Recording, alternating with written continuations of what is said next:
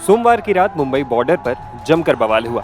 AIMIM के नेता इम्तियाज जलील सोमवार शाम को औरंगाबाद से कई मुस्लिम संगठनों के साथ मुंबई बॉर्डर पहुंच गए। बाबा रामगिरी और नितेश राणे ने पिछले दिनों मुस्लिम समाज के लिए जो भी कहा है उसके विरोध में मुस्लिम संगठन तिरंगा यात्रा निकालकर मुंबई पहुंचने की कोशिश कर रहे थे।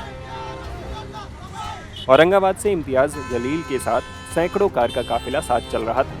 हालांकि पुलिस ने भी उन्हें मुंबई के अंदर पहुंचने से रोकने की बड़ी तैयारी की। मुंबई एंट्री पॉइंट पर मुंबई पुलिस और ठाणे पुलिस ने कड़ा बंदोबस्त किया।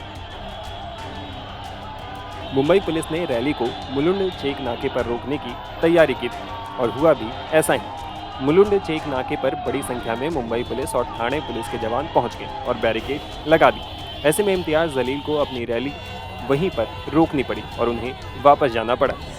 दरअसल भाजपा विधायक नितेश राणे और संत रामगिरी महाराज ने मुस्लिमों को लेकर टिप्पणी की थी।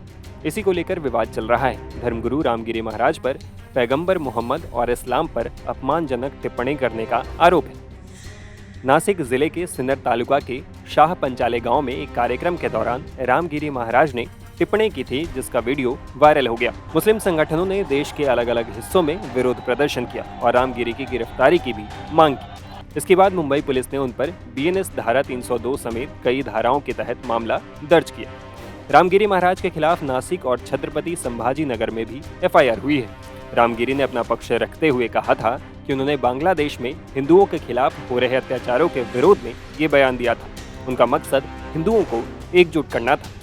इधर नितेश राणे भी लगातार मुसलमानों के खिलाफ विवादित बयान देते रहे हैं। ऐसे में एआईएमआईएम ने इन दोनों के खिलाफ मोर्चा खोल रखा है। महाराष्ट्र विधानसभा चुनाव अब नजदीक आ रहे हैं। ऐसे में इस मुद्दे को सियासी रंग भी देने की कोशिश हो रही है। बुधवार को एआईएमआईएम प्रमुख असदुद्दीन ओवैसी ने कहा कि इस रैली के बाद एक और रैली की तैयारी की जा रही है।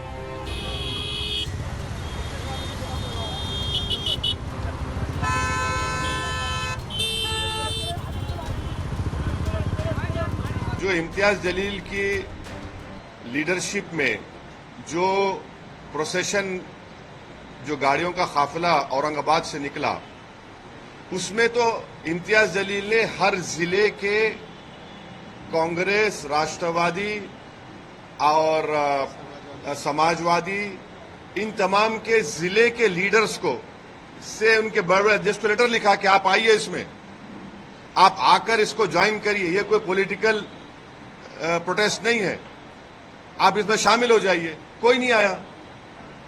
भाई इतने एमएलए, मुस्लिम एमएलए जीत कर आए कांग्रेस पार्टी से, उनको आना चाहिए था। भाई ये तो एमआईएम का फंक्शन नहीं था।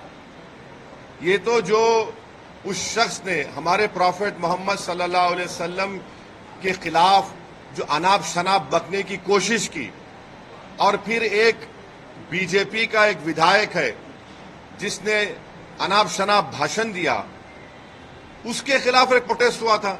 अब उसमें भी नहीं आते। तो मैं फिर से उनसे रिक्वेस्ट कर रहा हूं कि अब जब सेकेंड फेज ऑफ प्रोटेस्ट होगा महाराष्ट्र में, मुंबई में, उसमें आप लोग आइए, आप लीड करिए, हम आपके पीछे खड़े तैयार हैं। ये तो नामूस रिसालत का मसला है ना। ये तो प्रॉफेट मोहम्मद सल्लल्लाहु अलैहि वसल्लम के खिलाफ जो किसी ने बकवास बकने की कोशिश की, तो ये उनको देखना, जनता देख रही है इन लोगों को। आप आ ही नहीं रहे प्रोटेस्ट में।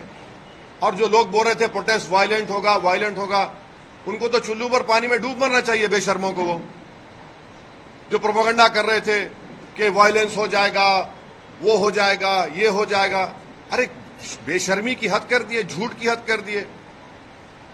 10,000 गाड़ियां निकली और 10,000 गाड़ियों में से पूरे पीसफुल गए। एक दो जगह पर उनको आईने फोड़े गए गाड़ी के, फिर भी हम लोग प्रोवोक नहीं हुए। मैं सलाम करता हूं। मैं तो सलाम करता हूं उन तमाम लोगों को जो सिर्फ प्रॉफेट मोहम्मद सल्लल्लाहु अलैहि वसल्लम के बारे में जिस शख्स ने बकवास बकी और रूल ऑफ लॉ के अपहेल्ड करने के लिए संविधान को तिरंगा लेकर निकले, इन लोगों नहीं आते। तो अब मैं क्या करूं इसके बारे में? मगर जनता देख रही है, दुनिया देख रही है।